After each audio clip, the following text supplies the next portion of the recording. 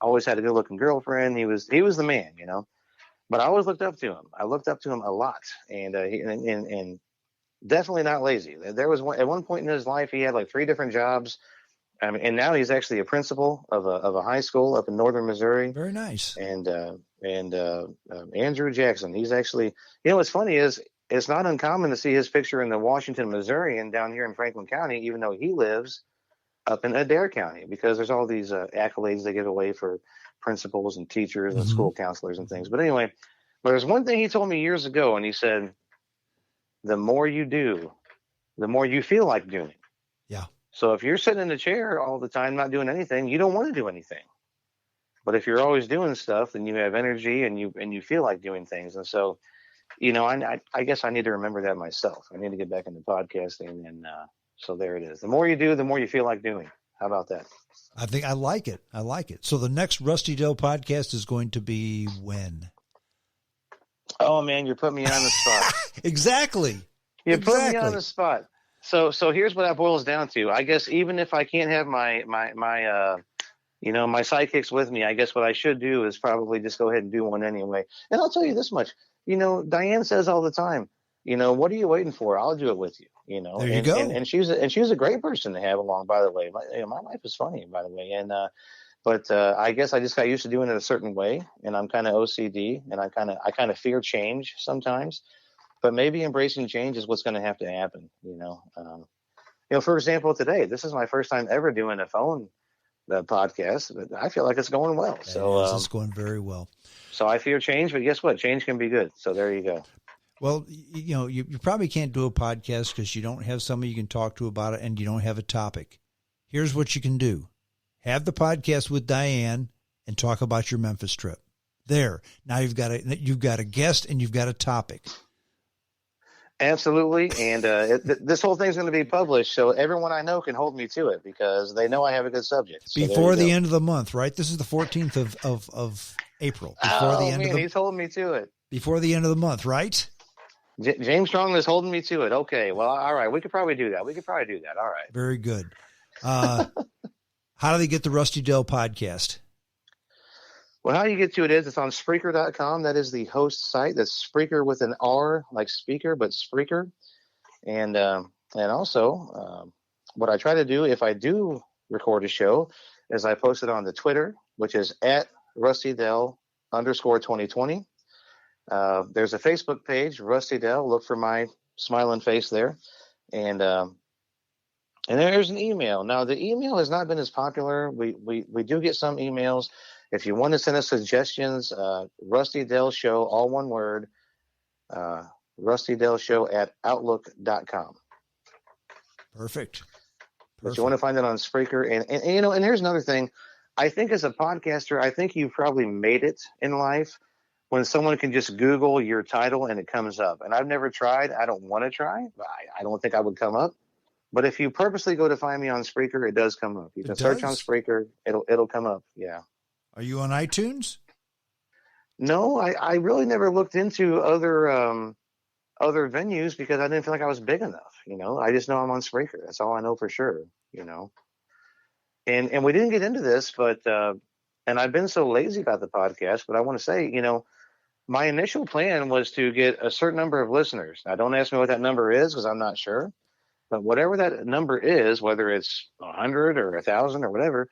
But I wanted to eventually approach local businesses. I keep my money local. That's the thing about me. Mm-hmm. Nothing wrong with online shopping. I don't do much of it. You know, when I buy things, I buy them locally. So like, you know, my mixer board came from up where my family lives. Mm-hmm. All the cords came from River City Music right there in Washington, Missouri. I live close by. So all my microphones came from River City. I buy things locally. I keep my money local, especially in the pandemic. I appreciate local businesses because a lot of them are not making it, you know? Yeah. With that being said, for me, everything's local, but I don't, you know, I was going somewhere with this, James. Help me out here. Well, I mean, it's good to do that whenever you can. Yeah. But sometimes here's the only problem with keeping podcasts local as far as sponsors go. I'm looking at my I'm looking at my listeners and where they come from. Over 10% of my listeners live in India. Okay. Wow. And I That's think it's because impressive. I've done podcasts on India, and I'm on an Indian podcast site called GeoSavan. It's like the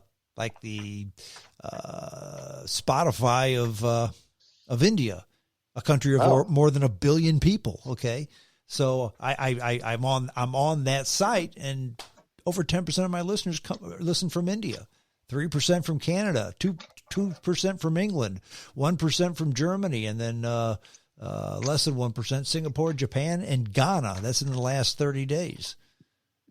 So it's hard to keep that local. In fact, I'm looking at my thing here, and local in Western St. Charles County. Let's see, real quick math. Just over 25% in St. Charles County. That's it. The rest of them are from other places. California, Virginia, Texas, on and on and on. Outstate Missouri. Yeah. And So the biggest thing, the biggest place where my listeners listen from, other. Yeah, and I hate that. Why does it tell you that? When you go to Spreaker and look at your stats. Because it's just one here and one there. Okay. Okay, that makes sense. It's not going to be 10, 15, 20, 40, 100. It's going to be that one makes here sense, and one there. yeah. And, I mean, the countries, it'll give you all that. But the cities, I mean, they can't list every city. You know, there could be hundreds of them. So that's why they have others. So in other words, they're from all over the place. Well, the sponsor thing, I mean, definitely my long-term goal was to eventually have local sponsors and just walk into them and say, hey, listen, here's the deal. For this much money a month, I'll say your name twice every show, which honestly, I think I never knew exactly how you did things, but I kind of got that from you because you and I both know Daryl. And I think Daryl at one time was helping you. I will see Daryl next week. Oh, wow. How much fun. He's the funniest guy. He's great. Is.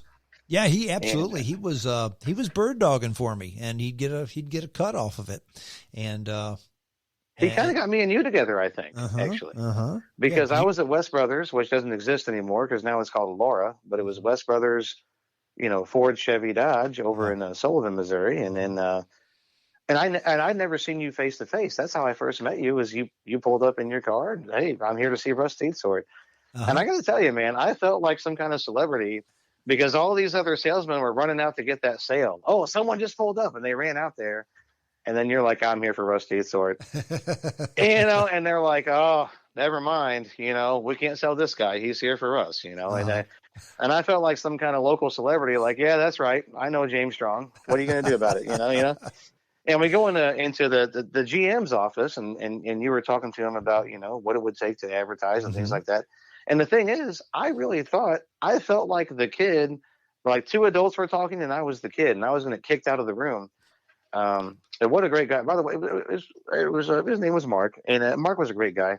But to my surprise, he let me stay in the room and you guys talked and I sat there and listened and tried to learn something about, the way these things are done. And so, yeah, what a great day for me. I'll never forget it. But that was the first time I ever saw you face to face, and so I didn't know what you looked like. So you pulled up, and I didn't know it was you. And you realized real quick I had a good face for radio. Well, I don't know about that. Actually, it's funny because you don't look well. Not that I would even know your age, but I don't think you look your age, is what I'm saying. And no, but anyway, it was it's been a long road, and I think Daryl was kind of the one that got us together. I think you're right. He's got some funny stories about me. So when you see him, and it sounds like you're seeing him soon, you can ask him about me. He's got some funny stories. Yeah, we'll see him next week. We're going to Sarasota, and he lives in Sarasota. So I've already talked to him, and we're going to get together for lunch. Oh, he's so much fun. We're going to have to tell him I said hello. I will do that. I will do that. What a great guy. Yeah. Well, very good. So the Rusty Doe podcast. You can listen to, in fact, you may be listening to this right now on the Rusty Doe podcast, and there'll be another one by the end of the month. He promises. Shall we wrap it up? We've been a bit over an hour. What do you think? Yeah, let's go ahead because here's the thing is because if you let me go on, I'm going to find something else to talk about. So we better go ahead and we do some kind of outro here, Yeah. Until next time, this is James Strong saying adios, and you do your outro. And this is the Rusty Dale Show. And well, actually, it's really more like the Rusty Dale / James Strong Show at this point. And thanks for listening. And James, thank you for inviting me to do something like this. It's been so much fun. Outstanding. Thank you, Rusty. Thank you. Take care.